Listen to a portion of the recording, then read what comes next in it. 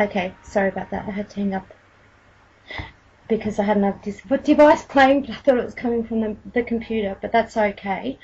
Let's see. I'm just, because I'm a little bit early, I'm going to answer a few questions that I've received. So I'm just going to, I'll stay on. I won't mute.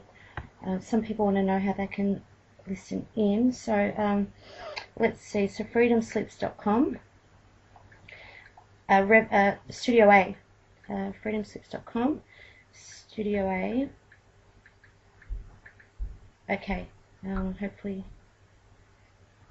All right, there we go. So obviously, if you're listening, you already know you're at Freedom Slips Revolution Radio. It's just a few people don't know how to get here. So, all right. So tonight is actually going to be a very exciting show. I think this is like my fourth show, third or fourth, third actually, or maybe fourth. Round table of waking up the lion, no longer time to shine. So it's time to shine. It's always time to shine. So it's a given. But this is waking up the lion. But tonight I'm not going to run it as a round table unless my guest wants to take in calls in the last hour.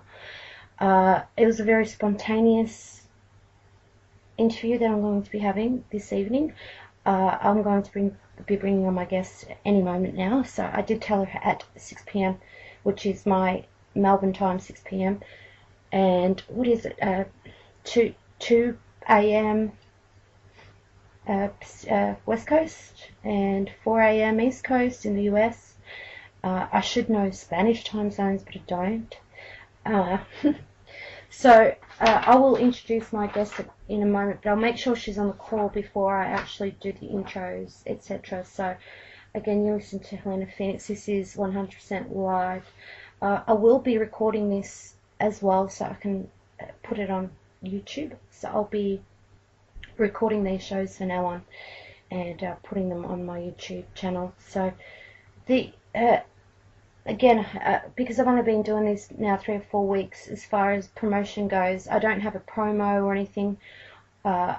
This is actually a 4-hour block, a 4-hour roundtable block.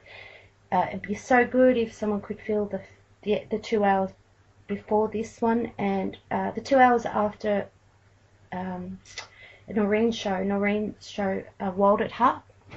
If someone could take a couple of hours after that, like I explained last week, I'd absolutely love to, but it's just impossible. I have a family and I have to cook and do those things that I love doing, because I love having a family. I love being part of the family, and if anyone didn't need a reminder about this, but family is everything. If you're in a position to make your family feel good and enjoy your family and be a part of a family like being part of a family should be, which I learned is really wonderful and very satisfying. All right, so I'm going to bring in my guest, and we'll just make sure she's on the call before I okay, so it's not quite 6 yet. I'll wait a couple of minutes. I like to be professional, so I did say 6, and hopefully she's standby. And I can't wait to introduce this guest. This is just one of those synchronicities. Let me tell you before I bring her on. So it's a major synchronicity. I found out about Melanie maybe 3 years ago through advice. Actually, someone said you got to check this. I said her name. It's okay. I haven't said her whole name. So my guest name is Melanie. And just before I bring her on, someone told me about her about 3 years ago. So you'll see the content of information and who she is and what she does, and then I'll add as to why I heard of this woman. Her work is extraordinary. So I'm going to bring her in, and this is a surprise to me too, by the way, guys. I've not met Melanie in person. This is our first time connection, so it's a very spontaneous show. So it's going to be amazing. It's going to be amazing. All right. So I don't know if Melanie's going to see this, but let's see. I'll bring Melanie in.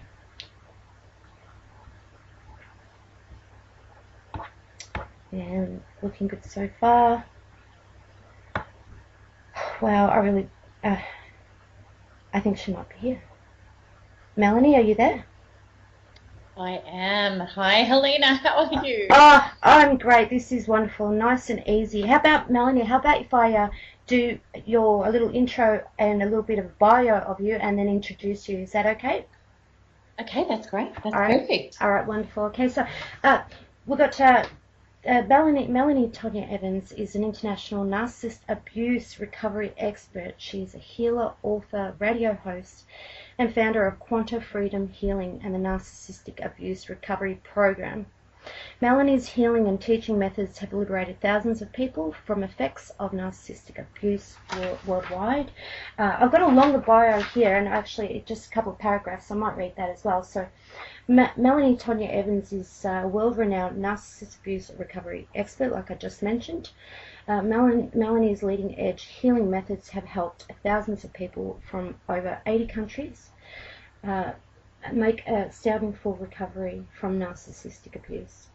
Her passion is bringing to the world the Thriver model, which saved her life and granted her the life of her dreams, despite being given the diagnosis that she would never recover from the abuse symptoms. Wow, okay, that took my breath away. Melanie's Narcissistic Abuse Recovery Program, which contains her pioneer super tool, Quantum Freedom Healing, enables people to heal from trauma in time frames and ways that they had never previously assessed, even when every other healing method has failed. Melanie's work is revolutionizing the old model of survival recovery to one of Thrive status, whereby people become more confident, happy, and successful in life than they ever were before beginning being abused. And this is going to be very interesting to discuss. Or even if abuse was all they have ever known. Beautiful. Okay, so the Thriver model has gained incredible attention and recognition with psychologists, counsellors, domestic violence workers, and relationship experts around the world, referring abuse victims to Melanie's model as the solution to heal from narcissistic abuse. Oh, and also Melanie's written 2 books. Okay, so I've got 2 books here I'll discuss with Melanie after as well. And the books are Breaking.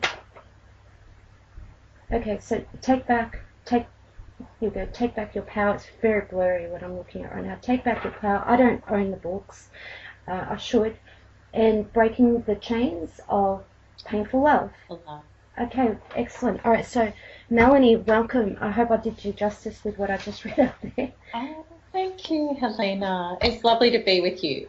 Well, thanks. This is so impromptu and spontaneous, and the fact that you said yes so quickly, much respect to you, because you must have a lot of trust and very good instincts to say yes, so thank you. Oh, you're welcome. You're welcome. Well, Harry, Springford Williams, he recommends you a lot. So it always helps, doesn't it? It helps to have people that can give you the heads up. Oh, it does.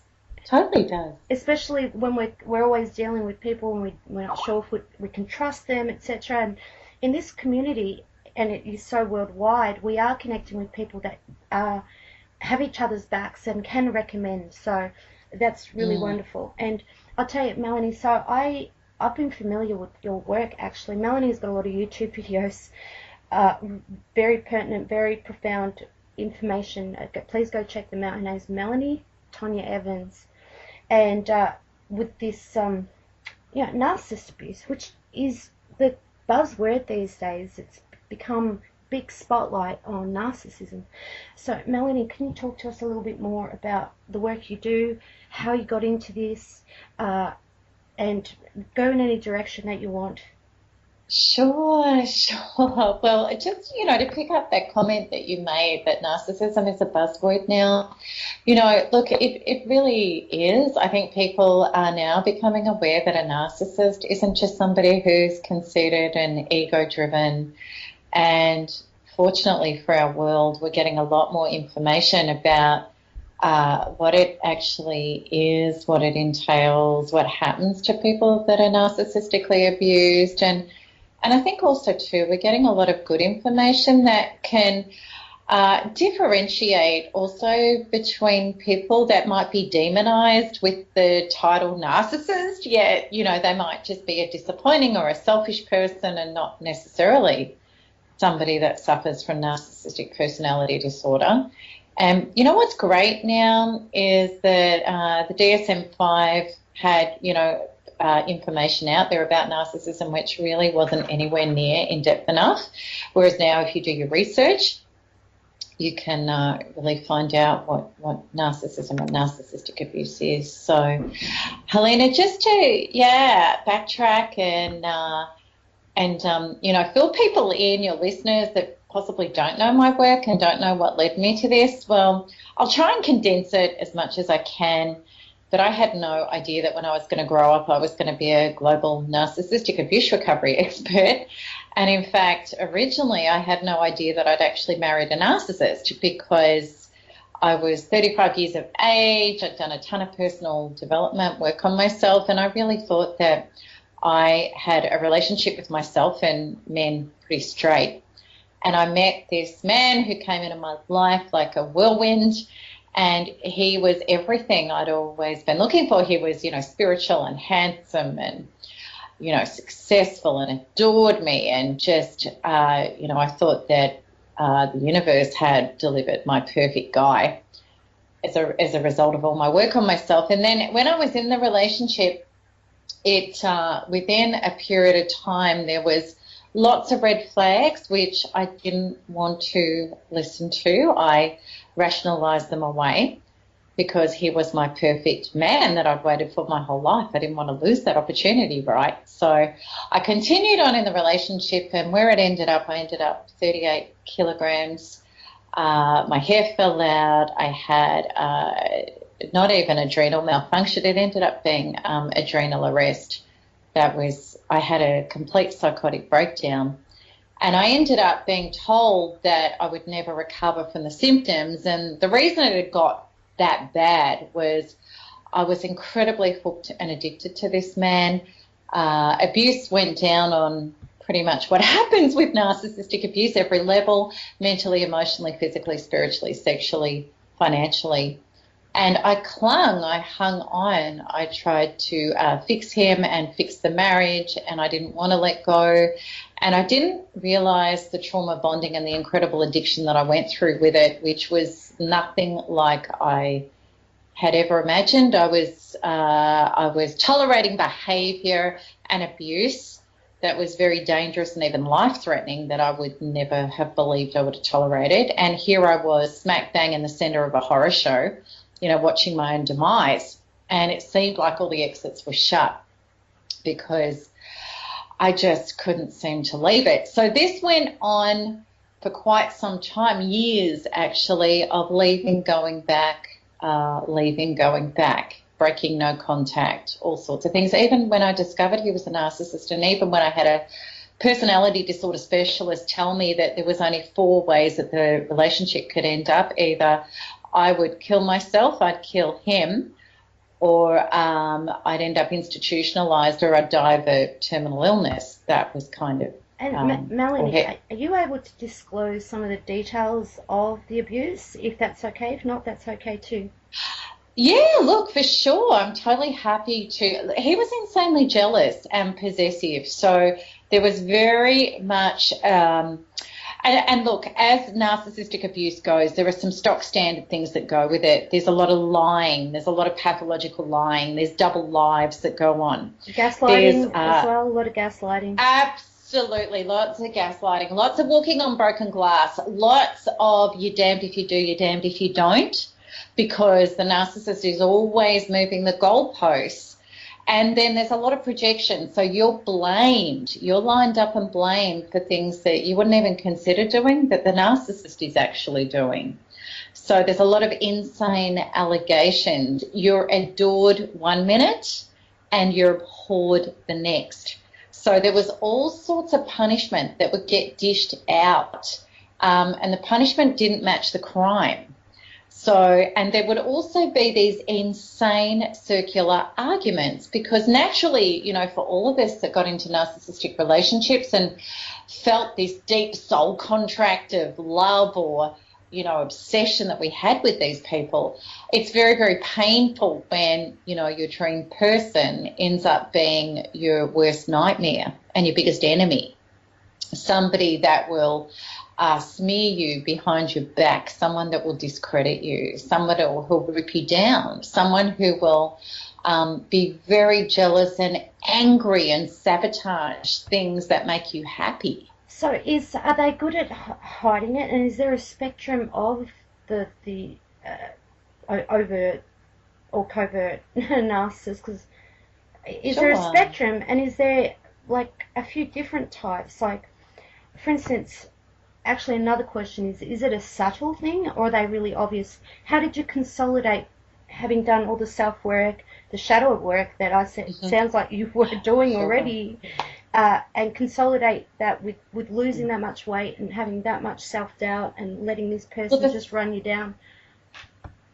Well, the thing was, and this is the interesting thing, Helena, I'd done the work cognitively, but I'd never done the actual deep cellular subconscious healing. And that was the key. Because so in other words, you know, I'd had in my mind, I'd cognitively rationalized the reasons why I had abandonment problems, the reasons why that I had security fears, and, you know, all the things with my childhood, etc. You did all the conscious work, and they've just come out saying that most of what drives us is 5% conscious. So talking about elevating our consciousness, etc., it's a bit of a misnomer. It's actually a lot of subconscious work we need to do in ourselves, which is the real deep shadow work that you're talking about. But go ahead. Absolutely. And I hadn't reached that level, hadn't shifted at a deep soul cellular in a DNA level yet. So I thought the work was done. But yeah, just Helena, what was the other question that you asked? Sorry. Oh gosh, I've got so many for you. I'm so sorry, Melanie. No, it's good. It's good. We'll get there for sure. Yeah. Okay. So how you consolidated the doing? Well, you've answered that you're really just doing the conscious work. You weren't really getting deep. So, and then the other thing was. Oh, that's right, the spectrum of the narcissist. Oh, that's right. It's not like you can meet one and go, oh, I've met your type before. They can have different tools in their toolkit. Is that right? Wow.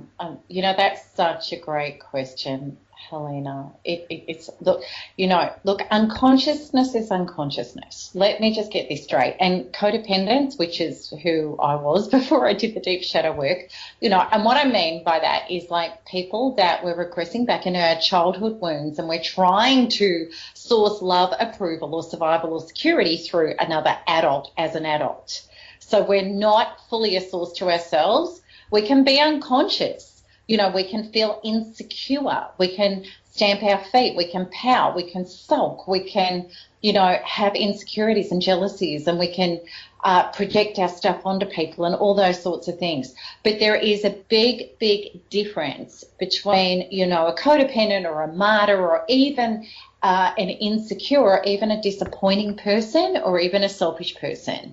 There are some things with narcissism, which means narcissistic personality disorder, that are very, very stock standard.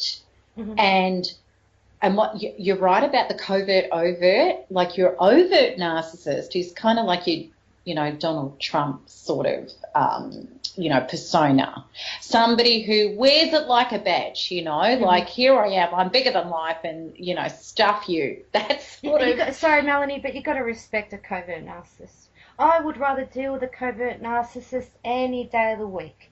You mean an overt? Sorry, you meant an overt? Sorry, I meant an overt. Yeah. Excuse me. No, yeah. Somebody who's in your face. I would. Yeah. Absolutely. That's right. And Alan Bond was that sort of narcissist. You know, like I'm big, I'm brash, I'm. You know, that's right. So that's your overt narcissist. Yep. And then you have your covert narcissist, which rather than be in your face with this massive ego for all to see, will be, I'll pull the silent treatment. I'll play games behind your back. I'll, you know, sabotage you behind your back. Whereas the overt is more likely to bang their fist on the table and you know what you're getting. Threaten you to your face. That's right. You know what you're getting. You know what's coming. If you're I mean, you don't need to be a very smart person to figure that one out. But yeah, go ahead. They're more obvious. They're definitely more obvious. However, let me say that the overts can be just as covert behind your back And, you know, really both are intensely dangerous But because the Melanie, overt will plan and yeah, lie, but would you get deceive. involved with an overt? I mean, anyone Well, gets see, this is the involved thing. in an overt narcissist. You don't even have to know much about narcissism, but if someone is, if you're like attracted to overt ones, oh boy, Yes. you're in trouble. Get over that Well, attraction.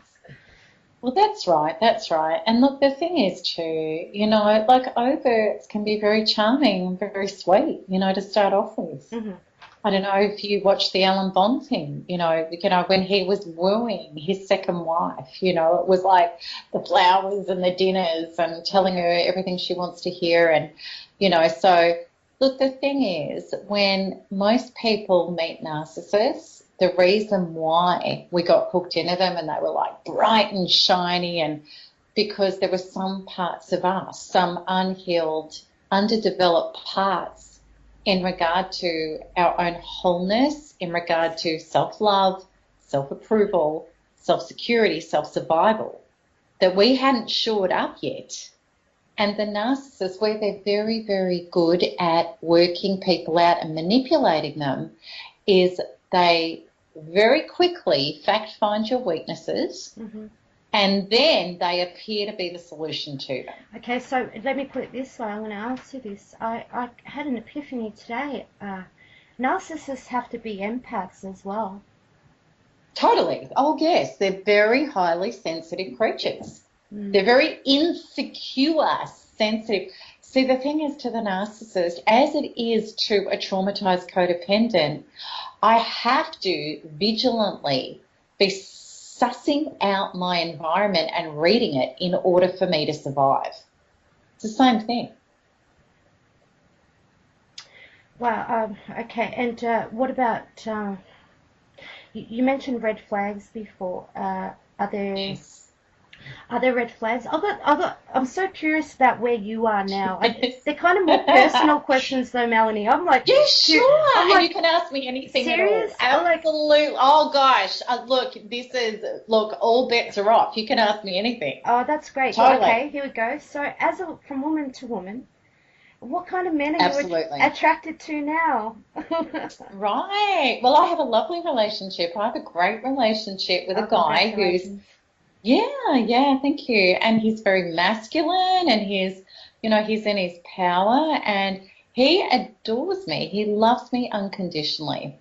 And the awesome thing about my evolution, he would never have been able to come into my life unless I did a lot of work on this. And there's also been relationships since the narcissist where it's been such a training ground for me to heal. And the biggest thing in my evolution was my ability to show up in deep, intimate or potential intimate relationship with a man where no longer was I carrying those fears of abandonment, criticism, rejection, or punishment. So I'd healed those young child parts so I could confront, I could have an opinion, I could ask the difficult questions, I could fact find, I could ask for what I need, I could put my foot down and say not okay with me. So, in other words, Melanie, could it be that you no longer become attractive to the narcissist once you're at that Correct. level? Correct. And I'll give you a perfect example. There was a date that I went on with a gentleman and, he was hot. He was gorgeous. He was successful. He was wonderful, And he was just really negative about stuff, and there was telltale narcissism stuff there. Just, in his attitude, his haughtiness, his attitude about other people. Mm-hmm. So I went to the toilet and he came back and he was love bombing and he's like, how's this going? I think this warrants another date. And, and I said, well, actually, I really, there's stuff that's great about you, but I actually think you are just really too negative for me. He's like, what do you mean? And I said, well, I've just heard so much negativity about you talking about people at work and your life and your family. And I said, that's just really not what I'm looking for. And he exploded. He exploded. No, and he walked out, stormed out on the date. And I'm like, beautiful, brilliant. Yeah, it's brilliant. Like you called his card. You forced his hand at that moment That's brilliant, because Yeah. usually if you didn't see what you saw, it'd be Yep. 6 months of the honeymoon period, But you know and what? yes, what's that? I would have seen it. Absolutely. But the difference was in the past, I wouldn't have shown up. I would have been too terrified about possibly losing. I had such a limited consciousness mindset in regard to men. Oh my God, maybe this one, I might have to make this one work because there mightn't be another, Hmm.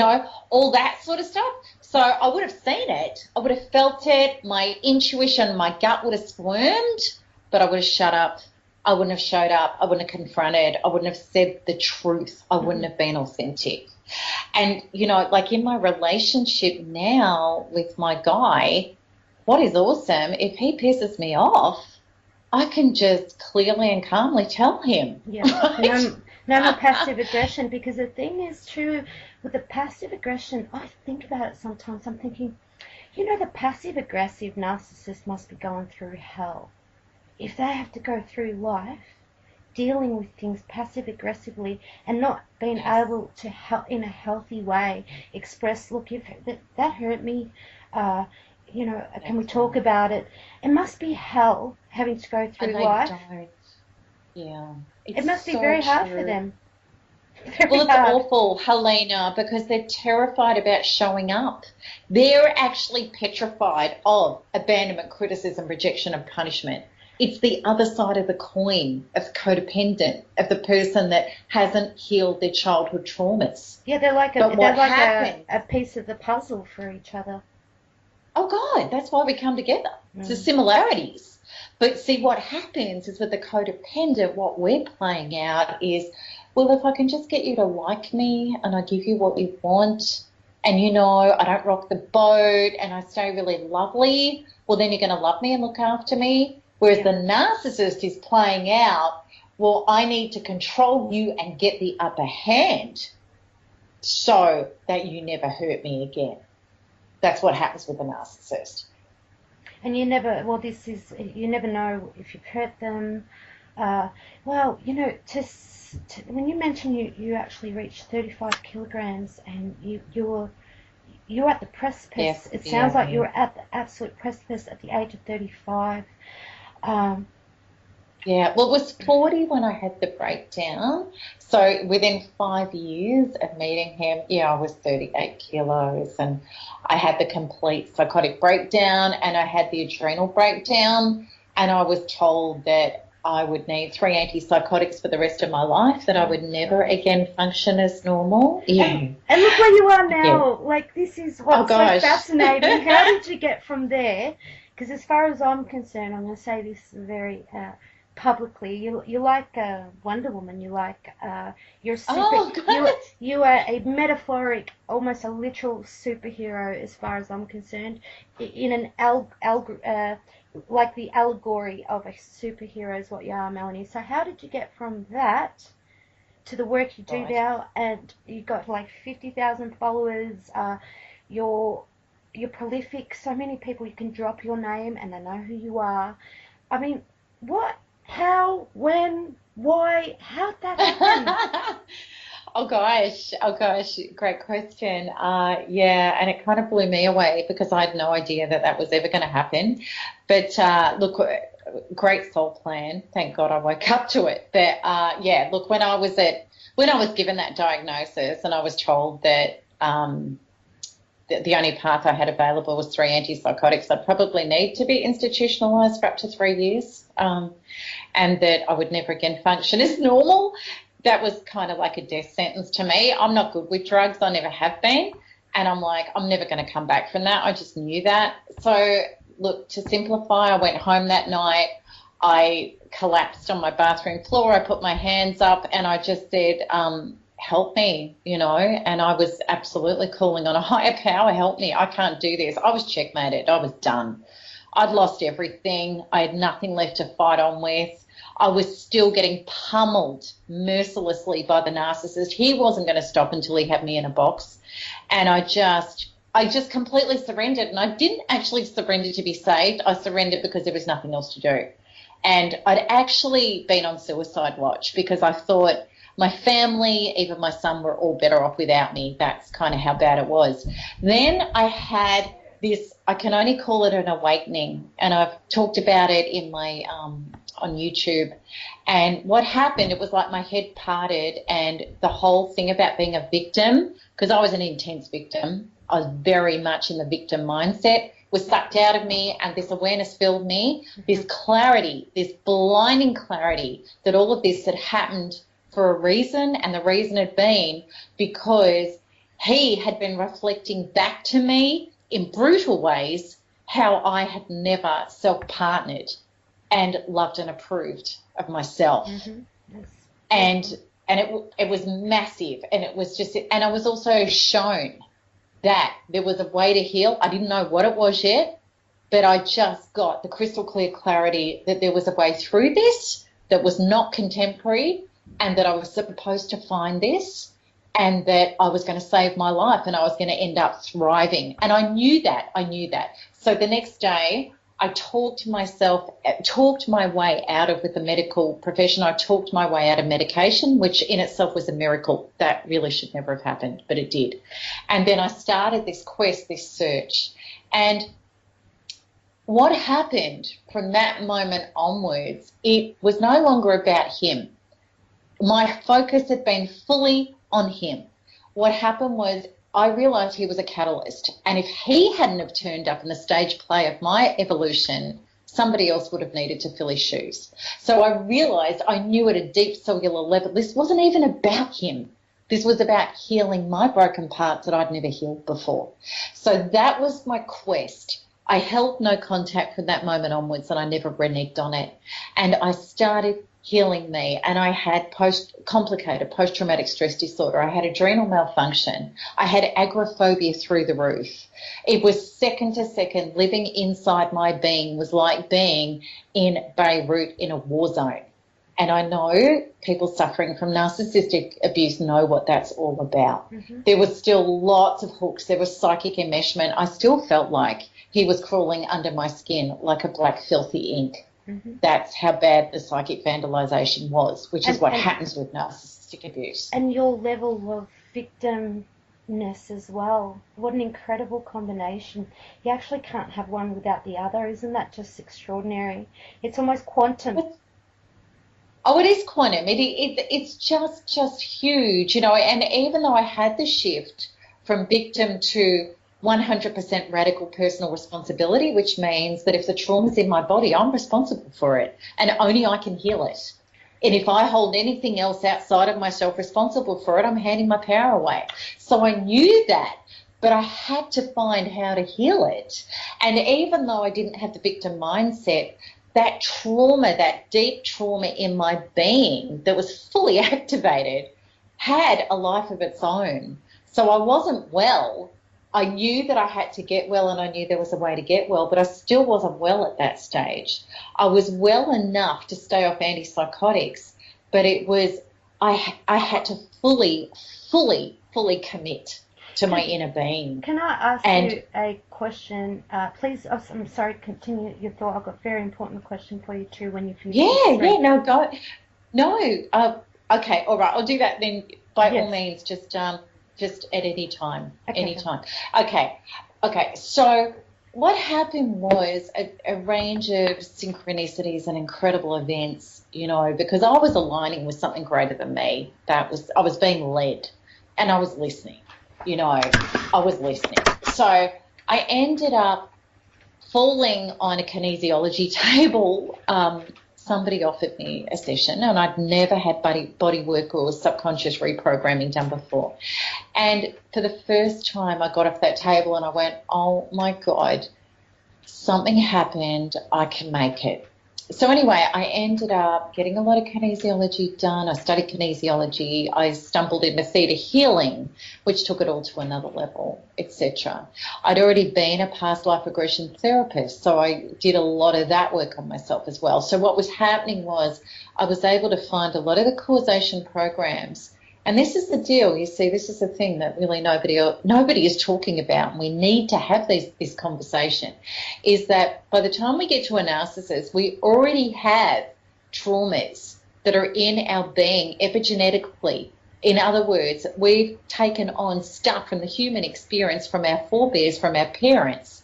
So we already have limiting beliefs, and we already have trauma epigenetically in our being. Then as a child, we suffer, conditional parenting or enmeshed parenting, or, parenting that could be neglectful or abusive or whatever it is. So we have all of these traumas and all of these beliefs that are already active within our being, that what happens then is we get that in a greater quantity coming into our life. Our shadows project out into the field, and then they come to meet us via a person who is actually going to look like the savior of those traumas. That's how narcissists hook with it.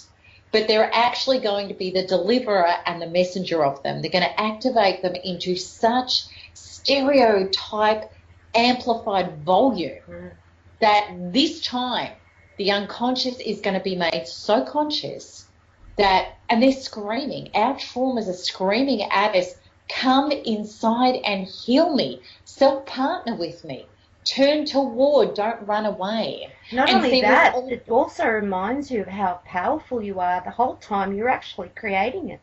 That's how powerful. Absolutely. And without understanding our power, the irony of it is it's so powerful, but there's no recognition of that power, how you've attracted it on a quantum level almost. I mean, just classic 101, it's almost inevitable that if you've got those issues, that you will end up either the narcissist yourself or the codependent. And Absolutely. I have another question for you. It's kind of interesting. It's taken us on a different...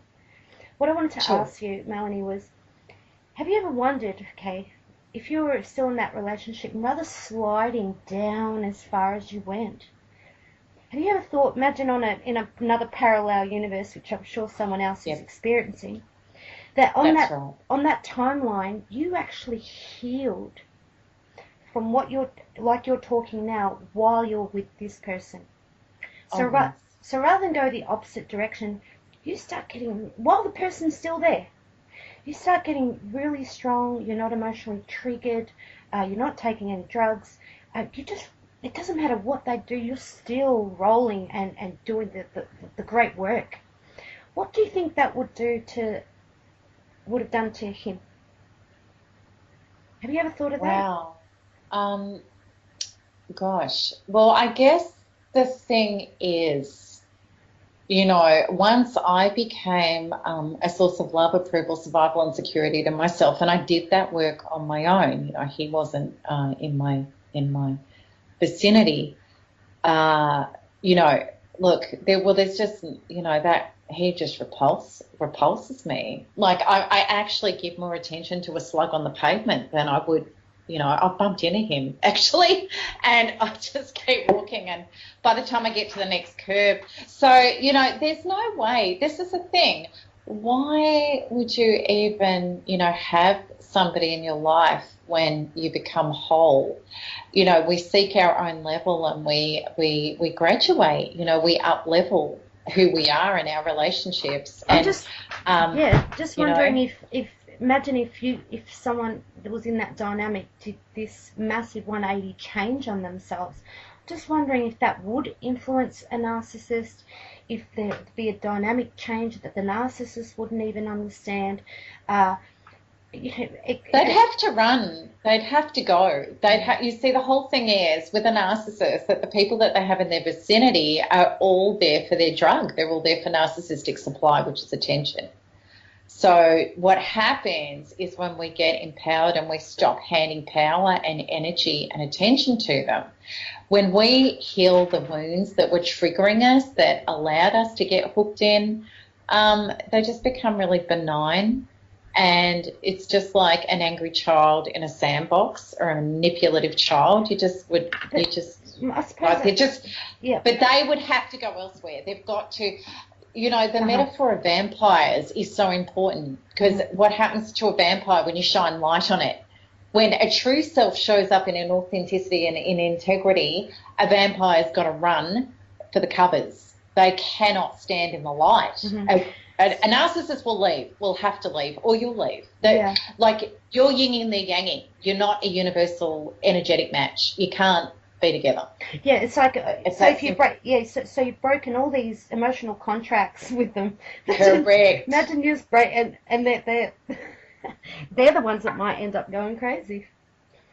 Well, they already are crazy. They're just functioning as crazy. So they're actually just going to go and, like, you know, an ice addict, they're going to go for their next supply. Yeah.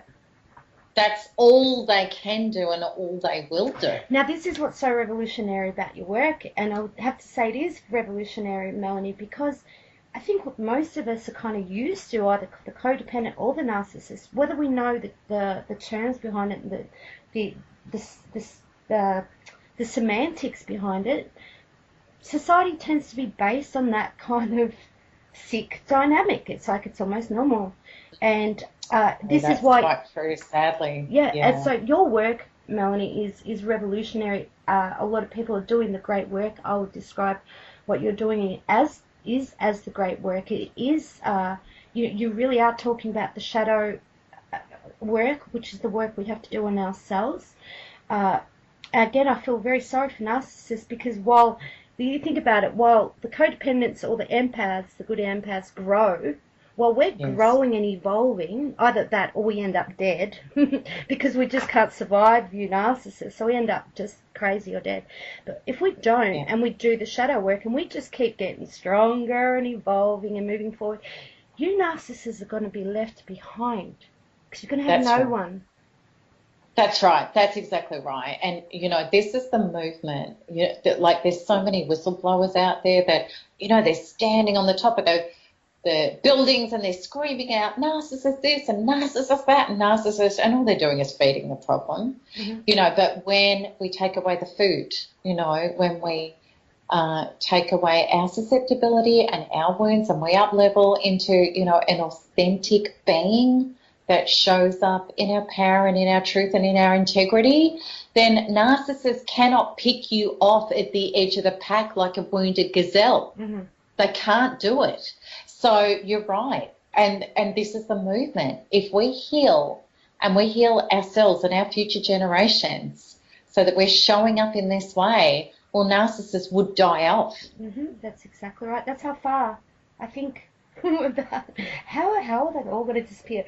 If we do the work. But I tell you, there are a few anomalies. Actually, a mutual friend of ours that hooked us up, Melanie, he's got an extraordinary story, and I know you know his story. But he turns out that, and he's said it many times on air, live on air, that he had almost like the perfect childhood. And when he told me that, and that he actually ended up with a narcissist, I said, are you like the exception to the rule? I mean, what on earth happened? How did you, if you weren't exposed to that subconsciously through your hypnagogic state from 0 to 6, you weren't exposed to it?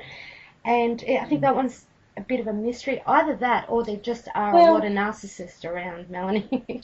Well, also, too, you know, some of his family members had suffered narcissism in their upbringing.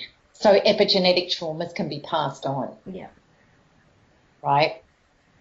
There's always a reason. There's always, and look, the human experience is trauma.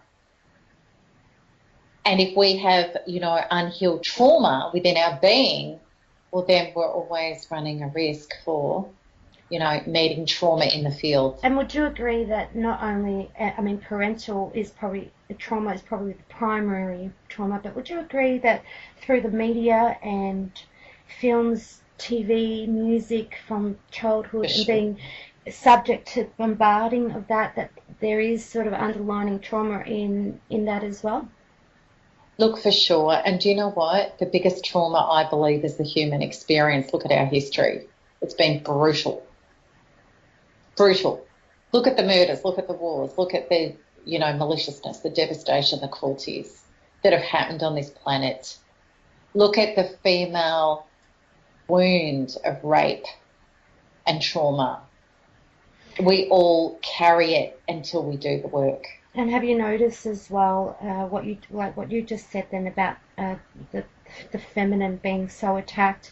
What I find really sad too is how women are actually making the comeback in such a negative way with this neo-feminist movement. When I see I the agree. work Look, you I do, agree. you're coming across Yeah. as pure feminine, understanding Yes. everyone's position.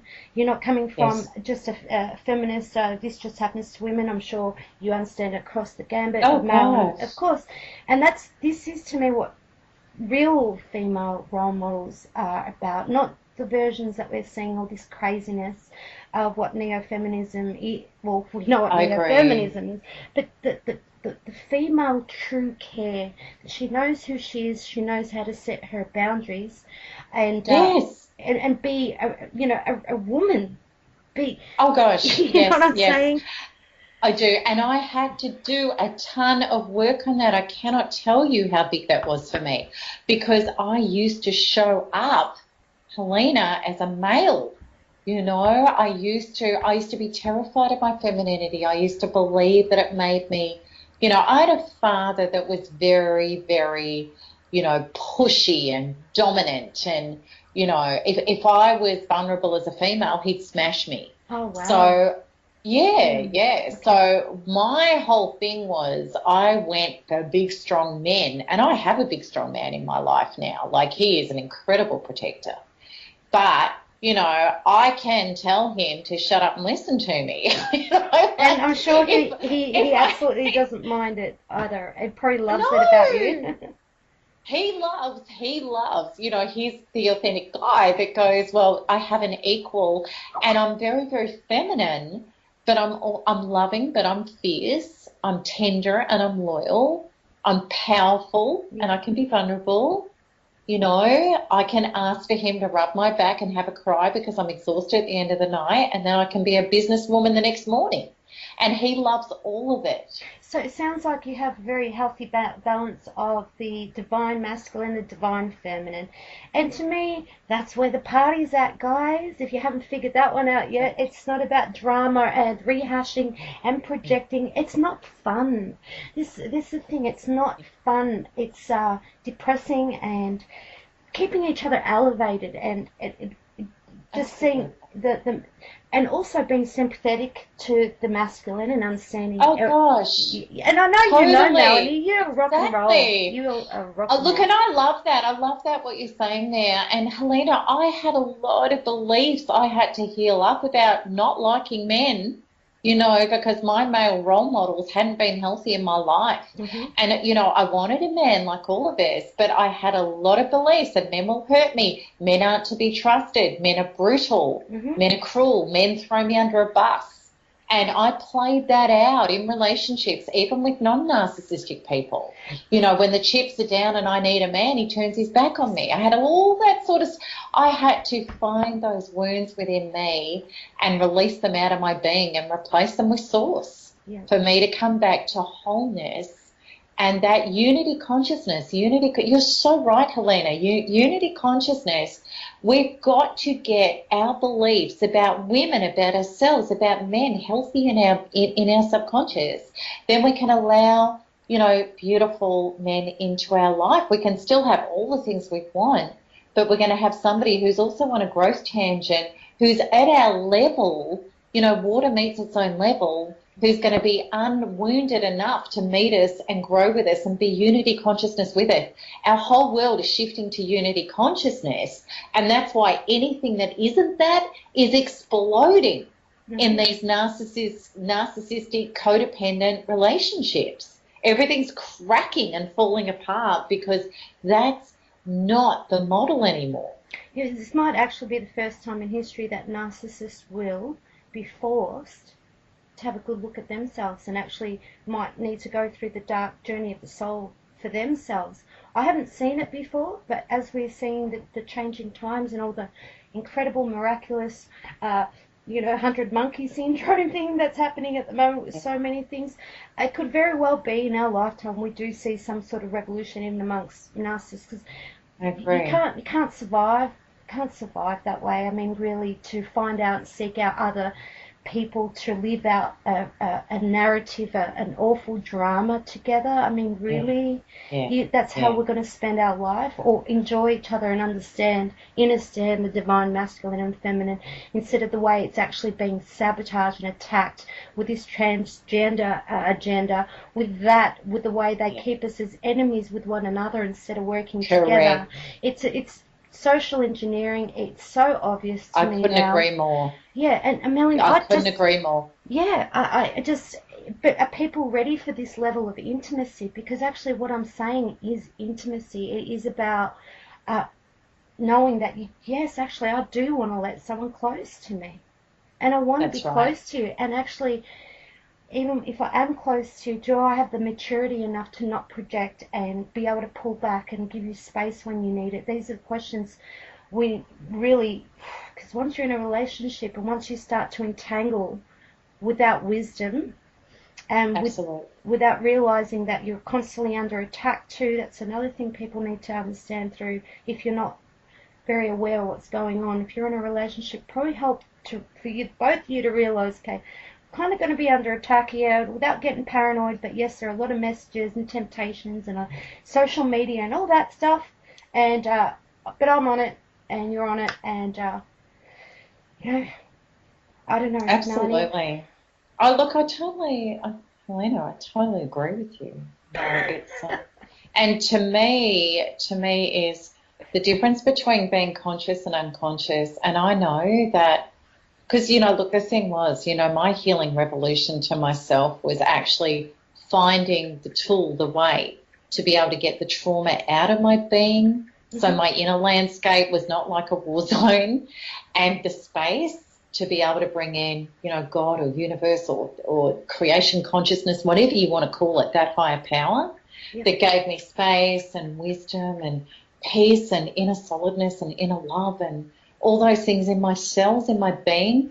That was the shift for me, because I used to be this really highly triggered individual, a hothead really, if you like, whereas I would go very unconscious when, I was triggered into one of my young childhood wounds.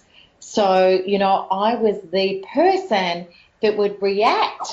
I was the person that would, get all, tongue-tied and nervy and fearful, and I'd have like white blackouts where I wouldn't know what to say, or I'd want to run out the door, or I'd, start pleading, or like it was crazy. It was really, and that was me in relationship. I was pretty dysfunctional, in relationship, regardless of what I cognitively knew, because my traumas just kept tripping me up. So and it wasn't until I, got them out and replaced them and shifted on the inside that I ended up not even having to manage traumas. Like, I just don't have trauma anymore. And if something gets triggered in me, well, if something does get triggered, it's just another up-level opportunity where I apply quantum freedom healing to it. I find it, I release it, I replace it, then that one's gone as well. That's my whole life orientation now. You can just tell with your voice signature. I've never spoken to you before. I've only heard your voice or seen you on videos, and just your voice signature, having a conversation with you, you are hitting my heart chakra. You're like bang right on it. Usually it's like I'm either more in the head, or, something's not hitting right. If I'm talking to someone, you've gone straight from my heart, and that's where I can hear. And I'm getting messages in the background as well, others who can hear the same thing too. There's a lot of smart people around, smart using our hearts. But Melanie, because you can feel it, it resonates, and doesn't it? It sure does. And with the work you do, you have a website, you've got these books. Where do you do your work? Do you just have webinars? This is what I'm interested in. If you could tie that up, and because we're going to be on the hour. All right. So actually, the next before the break, or just quickly, Melanie, on the hour at 7 o'clock, there's no bumper or anything like that. So what I'll do is, on the hour, I'll just mute, because I'll just got to take care of something. So we'll have a little break and just have a 5-minute break, and we come back in. Are you happy to bring for callers to come in after the hour?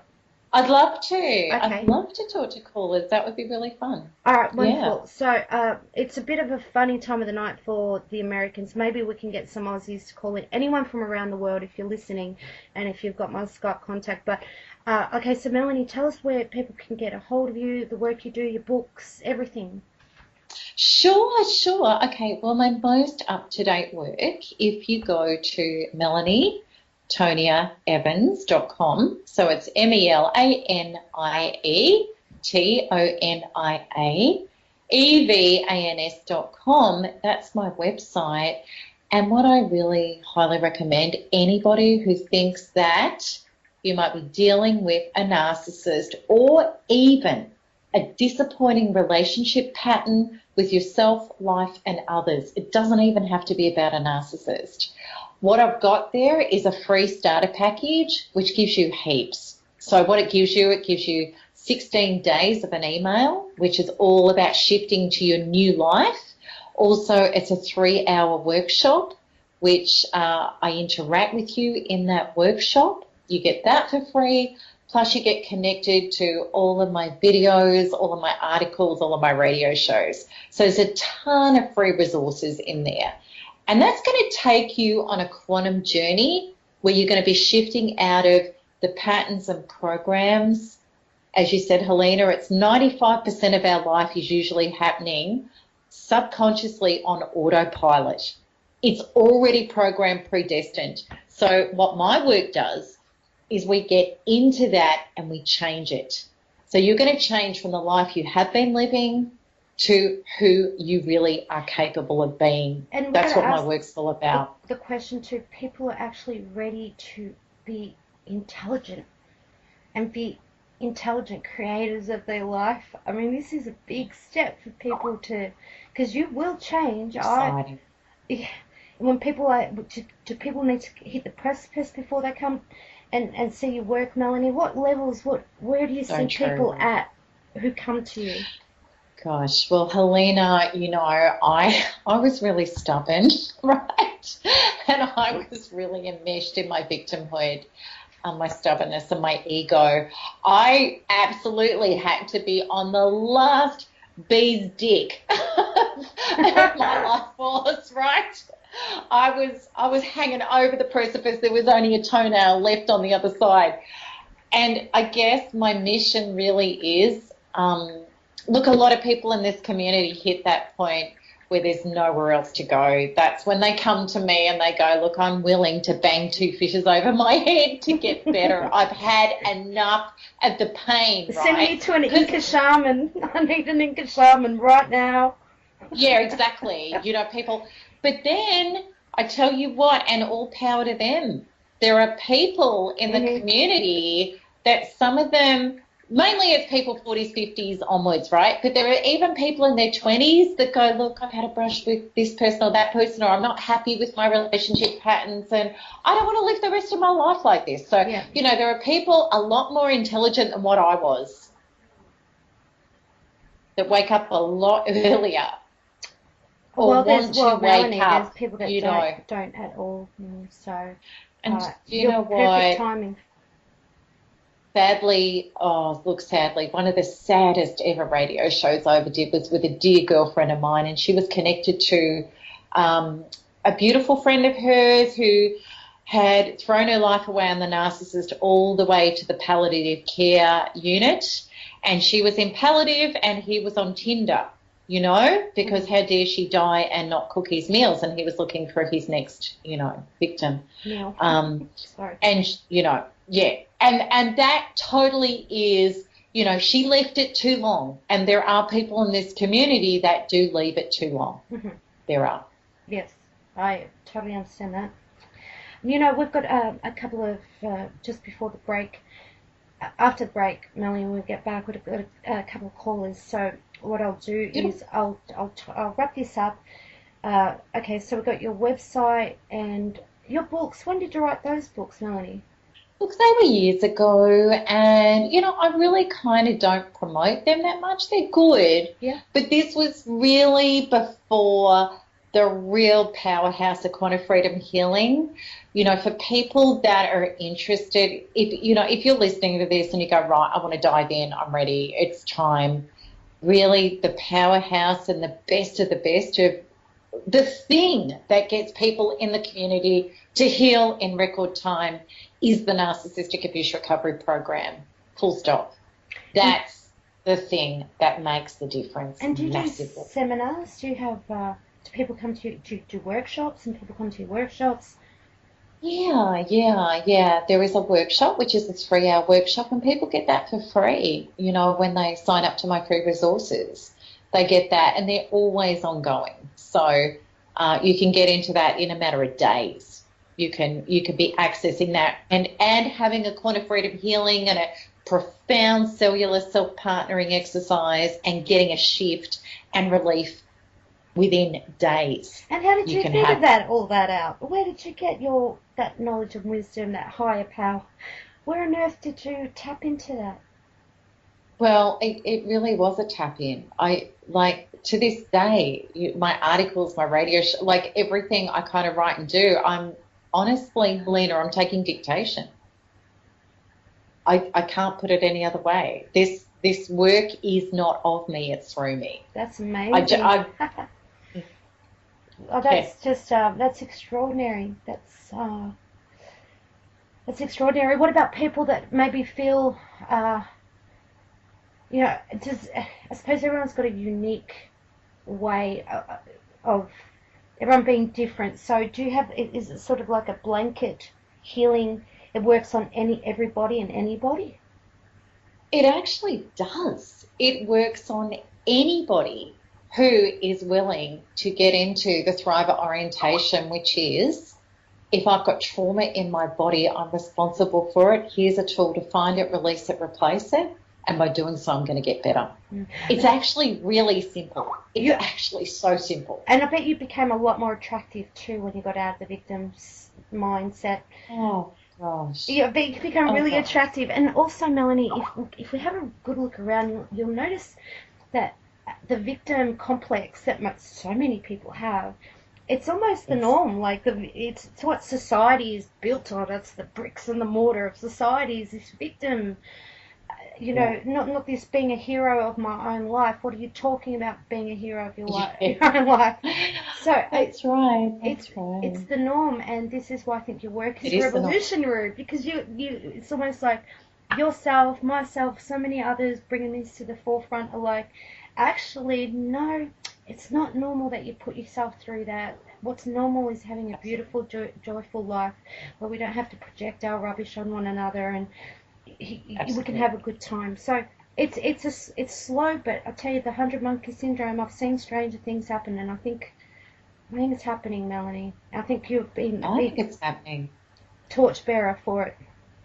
Thank you. I think it's happening a lot. I think we're waking up, and I love that. We're taking our power back. We're waking up. Big time. All right, I'll tell you what, I'll mute now. If you like, Melanie, you can go get yourself a tea or something. I'll be 5 minutes or something. And then I'll come back and I'll bring you back in. I'll bring in some callers because I think there's people dying to speak with you, Melanie. So you're listening to Waking Up the Line with myself, Helena Phoenix, and my wonderful guest, Melanie Tonia Evans. We'll be back in 5 minutes with some callers and with Melanie. You're listening to Revolution Radio. Okay, one moment.